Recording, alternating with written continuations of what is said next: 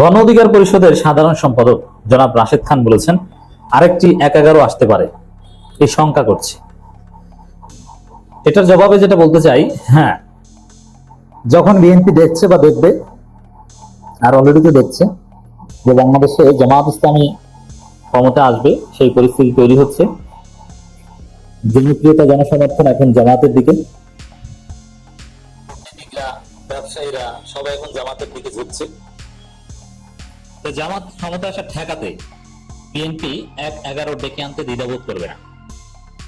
যেমন আপনারা দেখেছেন ডাকসু জাকসুতে শিবির জিতছে, এটা দেখে শতভাগ ইতিহাসের সবচাইতে সুষ্ঠু নির্বাচন বানচাল করার সব ধরনের চেষ্টা বিএনপি করেছে। নিজেরা বর্জন করে, মব সৃষ্টি করে এবং ভোট বাতিলের দাবি জানিয়ে, পুনরায় নির্বাচনের দাবি জানিয়ে নানান ভাবে তারা এই চেষ্টা করেছে।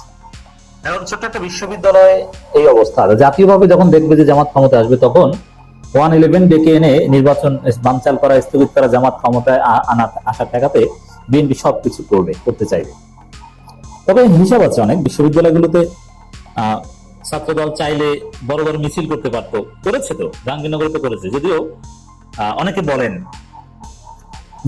81 সালে শিবির জেতার পর 2 সালে যখন পড়িয়ে দিয়েছিল, তছনছ করে দিয়েছিল, বিশ্ববিদ্যালয় বন্ধ হয়ে গিয়েছিল, কত কিছু। এবার তো বিজয় মেনে নিয়েছে কার্যত। আরে ভাই, এবার ছাত্রদলের সক্ষমতা আছে, তারা যা পেরেছে তা তো করেছে। তারা মিছিল করেছে জাহাঙ্গীরনগরে। আবার নির্বাচন বানচাল করতে তারেক রহমানের লোকজন সাভার ক্যান্টনমেন্টের ব্রিগেডিয়ার জেনারেলের কাছে ফোন দিয়েছিল যে ভাই আমাদের কিছু হেল্প করেন। তা ওই ব্রিগেডিয়ার জেনারেল বলেছে যে আমরা কি করব দেখি, মানে কিছু করার নাই, সুযোগ পায়নি।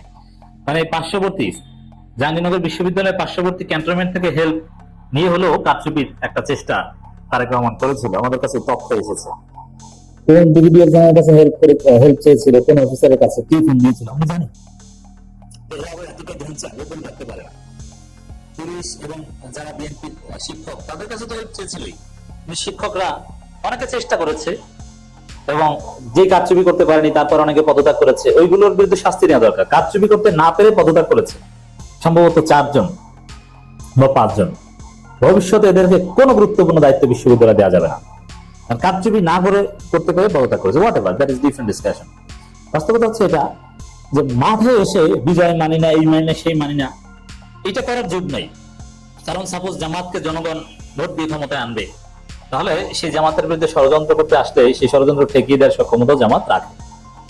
কিন্তু পদ্মার অন্তরে যদি 1-11 খেলার চেষ্টা করে, এটা করা সম্ভব। যদিও তাও সকল হতে দিবে না। জনগণ সঠিক লাইনে থাকলে এবং সজাগ থাকলে 1-11ও ঠেকিয়ে দিবে। সেনা সমর্থিত 1-11 এর বেসিক কনসেপ্ট হচ্ছে সেনা সমর্থিত। সেনা সমর্থিত কোন সরকার জনগণ মানবে না। ইউনূসের পতন হতে পারে, ইউনূস চলে যেতে পারে, কিন্তু রাজনৈতিক দলগুলোর সাথে আলোচনা করে সম্পূর্ণ সিভিলিয়ান একটা জাতীয় ঐক্যমতের সরকার আসতে পারে। কিন্তু সেনাবাহিনী ঠিক করে দিবে পদ্মার অন্তরাল থেকে দেশ চালাবে ওয়াকার, উপরে শো থাকবে অন্য কেউ, এটা জনগণ মানবেই না, তরুণ প্রজন্ম মানবে না, জেনজি মানবে না। আপনার ক্যান্টনমেন্টে ইট খুলে নেবে, আপনি ডিরেক্ট কি করতে পারবেন না, ইনডিরেক্ট কি করবেন, এটাও মানবে না জনগণ। অতএব কনক্লুশন হচ্ছে বিএনপি যদি 1-11 ডেকে আনে, 1-11 আসলে এটা বুঝবেন যে বিএনপি ডেকে আনছে এবং কেন ওই জামাত ক্ষমতা আসা ঠেকাতে। এছাড়া 1-11 এর কোনো যৌক্তিকতা নেই। ওটা পারবে না, বিএনপি পারবে না। জনগণ এসে 1-11 ঠেকিয়ে দেবে। তো যারা 1-11 আনতে যাইবে তাদের আম খেলা সব যাবে, ফলাফল হবে এটা। এই বন্দোবস্ত চলছে। তা আমরা যদি আলোচনা জারি রাখি যে কোনো 1-11 আমরা মানবো না, হয় ইউনূসের অধীনে সংস্কারের পর সুষ্ঠু নির্বাচন, আর ইউনূসের যদি চিত্তে না খুলায় ইউনূস চলে যাক, জাতীয় ঐক্যমতের ভিত্তিতে অন্য কোন সিভিলিয়ান গভর্নমেন্ট নির্বাচন দিয়ে সংস্কার করতে হবে। সংস্কারের বিষয়ে কোনো ছাড় দেওয়ার সুযোগ নেই। তো এই জায়গায় দর্শক, আমরা যদি আলোচনা জারি রাখতে পারি, তাহলে আমি বিশ্বাস করি যে এই ধরনের কোন ষড়যন্ত্র বাংলাদেশে কার্যকর হতে পারবে না। আরেকটি 1-11 আসতে পারে শঙ্কার আশেরের।